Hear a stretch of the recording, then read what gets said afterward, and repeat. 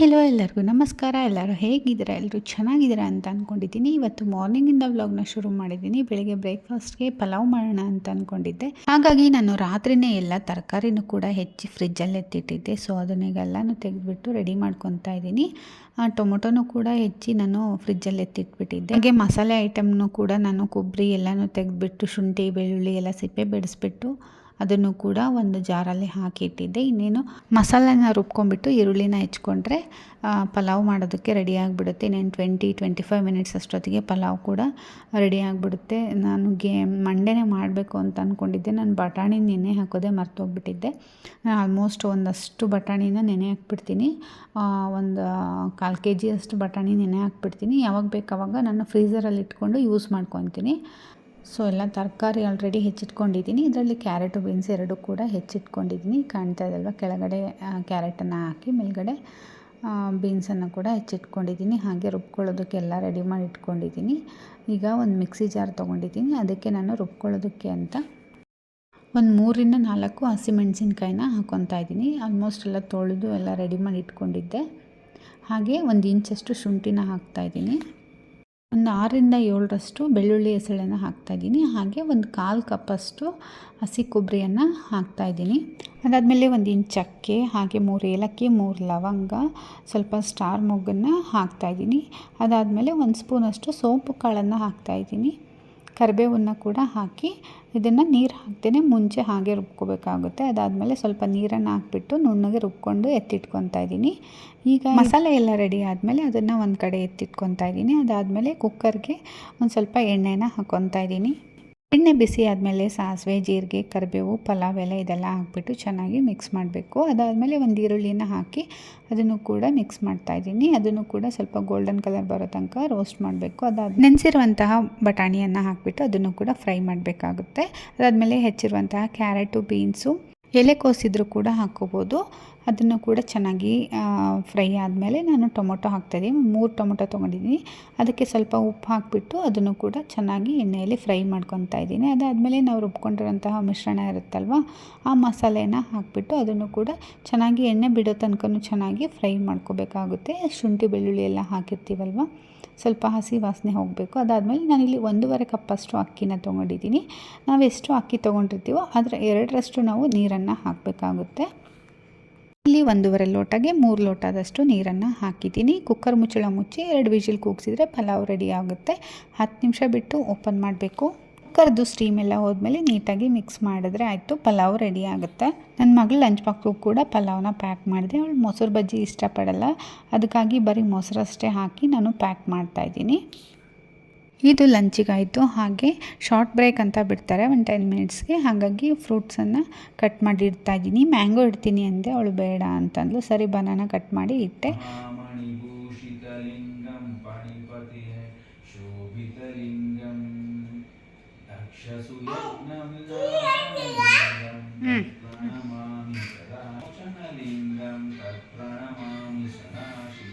ನಮ್ಮ ಕುಶಲ್ಗೆ ಮುಂಚೆ ಸ್ಲೈಡ್ ಅಂದರೆ ಆಗ್ತಾನೆ ಇರಲಿಲ್ಲ. ಆಟಾಡು ಅಂದ್ರೂ ಆಟಾಡ್ತಾ ಇರಲಿಲ್ಲ. ಬಟ್ ಇವಾಗ ಅಲ್ಲಿ ಪಾರ್ಕಿಗೆಲ್ಲ ಕರ್ಕೊಂಡು ಹೋಗ್ತೀನಲ್ಲ, ಪ್ಲೇಗ್ರೌಂಡ್ಗೆ, ಅಲ್ಲೆಲ್ಲ ಆಟಾಡಿ ಇಷ್ಟ ಆಗಿಬಿಟ್ಟಿದೆ. ಹಾಗಾಗಿ ಮಳೆ ಬಂದಾಗೆಲ್ಲ ನಾನು ಇವಾಗ ಕರ್ಕೊಂಡು ಹೋಗ್ತಾ ಇಲ್ಲ. ಇವಾಗ ಮಳೆ ಜಾಸ್ತಿ ಅಲ್ವಾ. ನಮ್ಮ ಅಪಾರ್ಟ್ಮೆಂಟಲ್ಲಿ ಇನ್ನೂ ಮರಳು ಹಾಕಿಲ್ಲ ಪ್ಲೇಗ್ರೌಂಡಿಗೆ. ಸೊ ಹಾಗಾಗಿ ತುಂಬಾ ಕೆಸರಿರುತ್ತೆ. ಹಾಗಾಗಿ ಕರ್ಕೊಂಡು ಹೋಗ್ತಾ ಇಲ್ಲ. ಅವ್ನು ಮನೇಲಿರೋ ಸ್ಲೈಡನ್ನೇ ಆಟಾಡ್ತಾ ಇದ್ದಾನೆ. ಇಲ್ಲಿ ಪಲಾವ್ಗೆ ಬೀಟ್ರೋಟ್ ರಾಯ್ತ ಮಾಡ್ತಾಯಿದ್ದೀನಿ. ನಾರ್ಮಲ್ ಮೊಸರು ಬಜ್ಜಿನೂ ಮಾಡ್ಕೋಬೋದು. ನಾನು ಮಾಡಲಿಲ್ಲ, ಇಲ್ಲಿ ಬೀಟ್ರೋಟ್ ಎಲ್ಲ ಜಾಸ್ತಿ ಇತ್ತಲ್ವ, ಹಾಗಾಗಿ ನಾನು ಬೀಟ್ರೋಟ್ ರಾಯ್ತನ ಮಾಡ್ತಾಯಿದ್ದೀನಿ. ಏನಿಲ್ಲ, ಬೀಟ್ರೋಟನ್ನು ತುರಿದ್ಬಿಟ್ಟು ಅದಕ್ಕೆ ಮೊಸರು ಎಷ್ಟು ಬೇಕಷ್ಟು ಆ್ಯಡ್ ಮಾಡ್ಕೋಬೋದು. ಅದಾದಮೇಲೆ ಸ್ವಲ್ಪ ಖಾರದ ಪುಡಿನ ಹಾಕ್ತಾಯಿದ್ದೀನಿ. ಹಾಗೆ ಸ್ವಲ್ಪ ಉಪ್ಪನ್ನು ಹಾಕ್ತಾಯಿದ್ದೀನಿ. ನಾನಿಲ್ಲಿ ನನಗೊಬ್ಳಿಗೆ ಮಾಡ್ಕೊತಾ ಇದ್ದೀನಿ. ನನ್ನ ಹಸ್ಬೆಂಡು ಬೀಟ್ರೋಟಂದೆಲ್ಲ ತಿನ್ನಲ್ಲ. ನಾರ್ಮಲ್ ಸೌತೆಕಾಯಿದು ಈರುಳ್ಳಿ ಎಲ್ಲ ಹಾಕಿ ಮಾಡ್ತೀವಲ್ವ, ಆ ಥರ ಮೊಸರು ಬಜ್ಜಿ ಇಷ್ಟ ಆಗುತ್ತೆ. ಈ ಥರ ಇಷ್ಟ ಆಗಲ್ಲ ಅವ್ರಿಗೆ. ಸೊ ಹಾಗಾಗಿ ನನಗೆ, ಪಾಪುಗೆ, ನಮ್ಮ ಕುಶಿಲ್ಗೆ ಅಷ್ಟೇ ನಾನು ಮಾಡ್ತಾ ಇರೋದು. ಇದನ್ನು ಕೂಡ ಮಾಡಿ ಟ್ರೈ ಮಾಡಿ. ಇದು ಕೂಡ ಡಿಫ್ರೆಂಟಾಗಿರುತ್ತೆ, ಹೆಲ್ದಿ ಕೂಡ. ಮೊಸರು ಜೊತೆ ತಿನ್ನೋದಕ್ಕೆ ತುಂಬಾ ಚೆನ್ನಾಗಿರುತ್ತೆ. ಸೊ ನನ್ನ ಇವತ್ತಿನ ಬೆಳಗ್ಗಿನ ಬ್ರೇಕ್ಫಾಸ್ಟು ರೆಡಿ ಆಯಿತು. ಆಲ್ಮೋಸ್ಟ್ ಪಲಾವ್ ಅಂದರೆ ಎಲ್ಲರಿಗೂ ಇಷ್ಟ ಇರುತ್ತಲ್ವ, ಹಾಗೆ ನನಗೂ ಇಷ್ಟ. ಸೊ ಹಾಗಾಗಿ ಬಿಸಿ ಬಿಸಿದೇ ತಿಂತಾಯಿದ್ದೆ. ನನ್ನ ಮಗನೂ ಕೂಡ ನನ್ನ ಜೊತೆ ತಿಂತಾಯಿದ್ದಾನೆ. ಈಗ ಆಲ್ಮೋಸ್ಟ್ ಅವನೇ ಸ್ಪೂನ್ ತೊಗೊಂಡು ತಿನ್ನೋ ಥರ ಆಗಿಬಿಟ್ಟಿದ್ದಾನೆ. ತುಂಬ ಖುಷಿಯಾಗುತ್ತೆ ಅವನೇ ತಿಂತಾಯಿದ್ರೆ. ಒಂದೊಂದು ಟೈಮ್ ಮಾತ್ರ ನಾನು ತಿನ್ನಿಸ್ತೀನಿ ಅವನಿಗೆ, ಯಾವಾಗಲೂ ಅವನೇ ತಿನ್ನಲ್ಲ, ಎಲ್ಲ ಚೆಲ್ಕೊಂಡ್ಬಿಡ್ತಾನೆ ಅನ್ನೋದಕ್ಕೋಸ್ಕರ. ಅವನು ಕೆಲವೊಮ್ಮೆ ಚೆನ್ನಾಗಿ ಏನು ಚೆಲ್ಕೊಳ್ದೇ ಚೆನ್ನಾಗಿ ತಿಂತಾಯಿದ್ರೆ ಸುಮ್ಮನೆ ಬಿಡ್ತೀನಿ ತಿನ್ನಲಿ ಅಂತ. ಇಲ್ಲಾಂದರೆ ಆಟಾಡೋದಕ್ಕೆ ಸ್ಟಾರ್ಟ್ ಮಾಡಿಬಿಡ್ತಾನೆ. ನೆಲದಲ್ಲಿ ಬಿದ್ದಿರೋದೆಲ್ಲ ತೊಗೊಂಡು ಕೆಳಗಡೆ ಹಾಕೋದು, ತಟ್ಟೆಲಿ ಹಾಕೋದು, ಕೆಳಗಡೆ ಹಾಕೋದು, ತಟ್ಟೆಲಿ ಹಾಕೋದು ಮಾಡ್ತಾನೆ. ತಿನ್ನೋದೇ ಇಲ್ಲ. ಹಾಗಾಗಿ ನಾನೇ ತಿನ್ನಿಸ್ತೀನಿ ಆಲ್ಮೋಸ್ಟ್. ಯಾವಾಗಾದರೂ ಅವನಿಗೆ ತುಂಬ ಇಷ್ಟ ಆದಾಗ ಮಾತ್ರ ಈ ರೀತಿ ಅವನೇ ತಿನ್ನೋಕ್ಕೆ ಟ್ರೈ ಮಾಡ್ತಾನೆ. ಬ್ರೇಕ್ಫಾಸ್ಟ್ ಎಲ್ಲ ತಿಂದ್ಕೊಂಡ್ರೆ ಪಾಪುನು ಕೂಡ ಅವನು ಸ್ನಾನ ಮಾಡಿಸಿ ಮಲಗಿಸ್ದೆ. ಅವ್ನು ಮಲ್ಕೊಂಡಾಗಲೇ ನಾನು ಏನಾದರೂ ಎಕ್ಸ್ಟ್ರಾ ಕೆಲಸ ಇದ್ದರೆ ಮಾಡ್ಕೊತೀನಿ. ಹಾಗೆ ಪಾತ್ರೆ ಎಲ್ಲ ತೊಳೆಯೋದಾಗಿತ್ತು. ಹಾಗೆ ಇದೊಂದು ಚಿಮ್ನಿ ಒಂದು ಕ್ಲೀನ್ ಮಾಡಬೇಕಿತ್ತು. ಆಲ್ಮೋಸ್ಟ್ ಒಂದು 15 to 20 ಡೇಸ್ ಆಗಿತ್ತು. ಕ್ಲೀನ್ ಮಾಡೋದಕ್ಕೆ ಆಗ್ತಾ ಇರಲಿಲ್ಲ. ಹಾಗೆ ಬಟ್ಟೆಯಿಂದ ಹಿಂಗೆ ವೈಪ್ ಮಾಡ್ತಾಯಿದ್ದೆ. ಸೊ ಒಳಗಡೆ ಎಲ್ಲ ಕ್ಲೀನಾಗಿ ಒರೆಸ್ಕೋಬೇಕು, ಯಾಕಂದರೆ ಆಯಿಲೆಲ್ಲ ಇಳಿತಾ ಇದೆ ಜಾಸ್ತಿ ಆಗಿಬಿಟ್ಟು. ಸೊ ಒಂದು ಸ್ವಲ್ಪ ಹೊತ್ತು ಹೀಟ್ ಮಾಡೋದಕ್ಕೆ ಬಿಟ್ಟೆ. ಏನಾದರೂ ಎಕ್ಸ್ಟ್ರಾ ಆಯಿಲ್ ಇದ್ದರೆ ಅಲ್ಲಿ ಕೆಳಗಡೆ ಬಂದಿರುತ್ತೆ ಅನ್ನೋದಕ್ಕೋಸ್ಕರ ಎಲ್ಲ ಹಾಕಿ, ಅದಾದಮೇಲೆ ಇದೊಂದು ಸ್ಪ್ರೇನ ಹಾಕಿ ಒಂದು 5ರಿಂದ 10 ನಿಮಿಷ ಬಿಟ್ಟರೆ ಸಾಕು. ಜಿಡ್ಡೆಲ್ಲ ಕ್ಲೀನಾಗಿ ಹೋಗುತ್ತೆ. ನನಗೆ ಇದೊಂದು ಸ್ಪ್ರೇ ತುಂಬಾ ಇಷ್ಟ ಆಯಿತು. ಒಂದು 5ರಿಂದ 10 ನಿಮಿಷ ಬಿಟ್ಟು ಈ ರೀತಿ ಒಂದು ಬಟ್ಟೆ ತೊಗೊಂಡು ಒರೆಸಿದ್ರೆ ಆಯಿತು.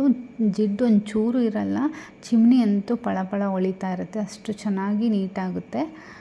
ಹಾಗಾಗಿ ನನಗೆ ತುಂಬಾ ಈಸಿ ಈ ಥರ ಚಿಮ್ನಿ ಮತ್ತು ಗ್ಯಾಸ್ ಸ್ಟವ್ ಎಲ್ಲ ಜಿಡ್ಡಾಗಿರೋದನ್ನು ಕ್ಲೀನ್ ಮಾಡೋದಕ್ಕೆ. ಸ್ಪ್ರೇ ಅಂತೂ ತುಂಬಾ ವರ್ಕ್ ಆಗುತ್ತೆ ನನಗೆ. ಹಾಗೆ ಮತ್ತೆ ಇನ್ನೊಂದು ಬಟ್ಟೆ ತೊಗೊಂಡು, ನೀಟಾಗಿರೋ ಬಟ್ಟೆ ತೊಗೊಂಡು ಒರೆಸ್ತಾ ಇದ್ದೀನಿ. ಆದಷ್ಟು ಗೋಡೆಗೂ ಕೂಡ ನಾನು ಅದೇ ಸ್ಪ್ರೇನೇ ಯೂಸ್ ಮಾಡ್ತೀನಿ, ಯಾಕಂದರೆ ಆಯಿಲೆಲ್ಲ ಸಿಡಿದಿರುತ್ತಲ್ವ ವಾಲ್ಗೆ. ಅದಾದಮೇಲೆ ನಾನು ವಾಲ್ಗೆ ಒಂದು ಇದನ್ನು ಪ್ಲಾಸ್ಟಿಕ್ ಶೀಟ್ ಬರುತ್ತೆ ವಾಲ್ಗೆ ಅಂಟಿಸೋದು, ಅದನ್ನು ಅಂಟಿಸಿದ್ದೀನಿ. ಹಾಗಾಗಿ ನನ್ನ ವಾಲು ಅಷ್ಟೊಂದು ಗಲೀಜಾಗಿ ಕಾಣಲ್ಲ. ಏನೇ ಆಯಿಲ್ ಆಗಲಿ, ಅರಶಿನದ ಕಲೆ ಆಗಲಿ ಏನಾದರೂ ಬಿದ್ದರೂ ಕೂಡ ತುಂಬ ಬೇಗನೆ ಕ್ಲೀನ್ ಆಗಿಬಿಡುತ್ತೆ. ಜಸ್ಟ್ ಒಂದು ಬಟ್ಟೆಯಿಂದ, ಒಣ ಬಟ್ಟೆಯಿಂದ ಒರೆಸ್ಕೊಂಡ್ರೆ ಸಾಕು, ತುಂಬ ನೀಟಾಗಿ ಕ್ಲೀನ್ ಆಗುತ್ತೆ. ಹಾಗಾಗಿ ನಾನು ವಾಲ್ಗೆ ಒಂದು ಶೀಟನ್ನು ಹಾಕಿಬಿಟ್ಟಿದ್ದೀನಿ, ಯಾವುದೂ ಕಲೆ ಆಗಬಾರ್ದು ಅನ್ನೋದಕ್ಕೋಸ್ಕರ. ಸೊ ಗ್ಯಾಸ್ ಸ್ಟವ್ನು ಕೂಡ ಒರೆಸಿ ಎಲ್ಲ ಎತ್ತಿಡ್ತಾ ಇದ್ದೀನಿ. ಅದಾದಮೇಲೆ ಒಂದು ಒಣ ಬಟ್ಟೆ ತೊಗೊಂಡು ಒಂದು ಸತಿ ಒರೆಸ್ಬಿಡ್ತೀನಿ ಎಲ್ಲನೂ ಕೂಡ. ಫಸ್ಟು ಹಸಿ ಬಟ್ಟೆಯಿಂದ ಎಲ್ಲ ಮೇಲ್ಗಡೆ ಇರೋದನ್ನು ಕೂಡ ಒಂದು ಸತಿ ಒರೆಸ್ಬಿಡ್ತೀನಿ, ಎಲ್ಲ ಕೈಯಿಂದ ಎಲ್ಲ ಮುಟ್ಟಿರ್ತೀವಲ್ವ. ಹಾಗಾಗಿ ಫಸ್ಟ್ ಹಸಿ ಬಟ್ಟೆಯಿಂದ ಒರೆಸ್ಬಿಟ್ಟು ಈಗ ಡ್ರೈ ಕ್ಲಾತ್ ತೊಗೊಂಡ್ಬಿಟ್ಟು ನಾನು ಒರೆಸ್ತಾ ಇರೋದು. ಸೊ ಕಿಚನೆಲ್ಲ ಕ್ಲೀನ್ ಮಾಡಾಯಿತು. ಈಗ ನಾನು ಒಂದು ಫೇಸ್ ಪ್ಯಾಕ್ನ ತೋರಿಸ್ತಾ ಇದ್ದೀನಿ. ಇದು ಪಿಂಪಲ್ ಕಲೆ ಆಗಲಿ, ಹಾಗೆ ಮುಖ ಡಲ್ ಇದ್ರೂ ಕೂಡ ತುಂಬಾ ಯೂಸ್ ಆಗುತ್ತೆ. ಒಂದು ಟೊಮೆಟೊ ತೊಗೊಂಡ್ಬಿಟ್ಟು ಈ ರೀತಿ 4 ಭಾಗ ಮಾಡಿ ನಾನು ಮಿಕ್ಸಿ ಜಾರ್ಗೆ ಹಾಕ್ಕೊತಾ ಇದ್ದೀನಿ. ಇದನ್ನು ನುಣ್ಣಗೆ ಈ ರೀತಿ ಪೇಸ್ಟ್ ಮಾಡ್ಕೋಬೇಕಾಗುತ್ತೆ. ಅದರಲ್ಲಿ ವಾಟರ್ ಬರುತ್ತಲ್ವ, ಹಾಗಾಗಿ ನಾವೇನು ಮತ್ತೆ ಎಕ್ಸ್ಟ್ರಾ ವಾಟರ್ ಆಗಲಿ, ರೋಸ್ ವಾಟರ್ ಯಾವುದೂ ಮಿಕ್ಸ್ ಮಾಡೋದು ಬೇಡ. ಈಗ ಇದನ್ನು ನಾನು ಒಂದು ಬೌಲ್ಗೆ ಟ್ರಾನ್ಸ್ಫರ್ ಮಾಡ್ಕೊತಾ ಇದ್ದೀನಿ. ಈಗ ಇದಕ್ಕೆ ನಾನು 2 ಟೇಬಲ್ ಸ್ಪೂನಷ್ಟು ಕಡಲೆ ಹಿಟ್ಟನ್ನು ಹಾಕ್ತಾಯಿದ್ದೀನಿ. ಕಡಲೆ ಹಿಟ್ಟು ಕೂಡ ಯೂಸ್ ಮಾಡೋದ್ರಿಂದ ಪಿಂಪಲ್ ಕಲೆಗಳಾಗಲಿ, ಹಾಗೆ ಮುಖ ಡಲ್ಲಾಗಿರಲಿ, ಯಾವುದೇ ರೀತಿಯ ಪಿಗ್ಮೆಂಟೇಷನ್ ಇದ್ದರೂ ಕೂಡ ಹಚ್ತಾ ಬಂದರೆ ಕಡಿಮೆ ಆಗುತ್ತೆ. ಯಾವುದೇ ಫೇಸ್ ಪ್ಯಾಕ್ ಆಗಲಿ ಒಂದೇ ದಿನಕ್ಕೆ ಯಾವುದೂ ರಿಸಲ್ಟ್ ಕೊಡಲ್ಲ.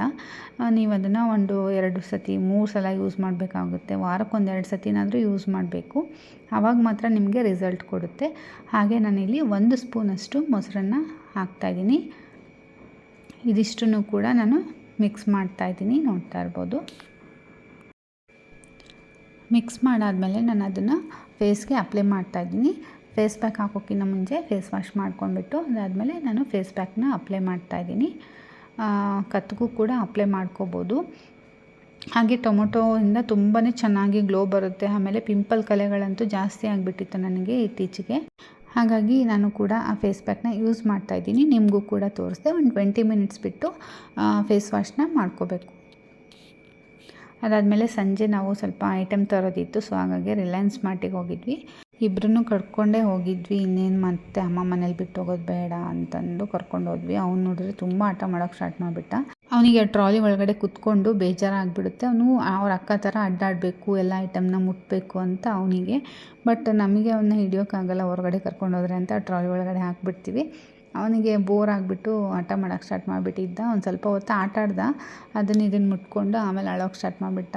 ಬೇಗ ತೊಗೊಂಡು ಮನೆಗೆ ಬಂದು ಚಪಾತಿ ಮತ್ತು ದಾಲು ಸೊಪ್ಪು ಎಲ್ಲ ಇತ್ತು. ಹಾಗಾಗಿ ಎಲ್ಲ ಸೊಪ್ಪನ್ನು ಹಾಕ್ಬಿಟ್ಟು ಪಲ್ಯನ ಮಾಡಿ ಊಟ ಮಾಡಿದ್ವಿ. ಸೊ ಈ ವಿಡಿಯೋ ಇಷ್ಟೇ, ಇವತ್ತಿಗೆ ಎಂಡ್ ಮಾಡ್ತಾಯಿದ್ದೀನಿ. ಈ ವಿಡಿಯೋ ಇಷ್ಟ ಆಗಿದ್ದರೆ ಲೈಕ್ ಮಾಡಿ, ಶೇರ್ ಮಾಡಿ. ನಮ್ಮ ಚಾನಲ್ನ ಇನ್ನೂ ಯಾರೆಲ್ಲ ಸಬ್ಸ್ಕ್ರೈಬ್ ಮಾಡಿಲ್ಲ ಬೇಗ ಸಬ್ಸ್ಕ್ರೈಬ್ ಮಾಡಿ, ಸಪೋರ್ಟ್ ಮಾಡಿ. Thank you.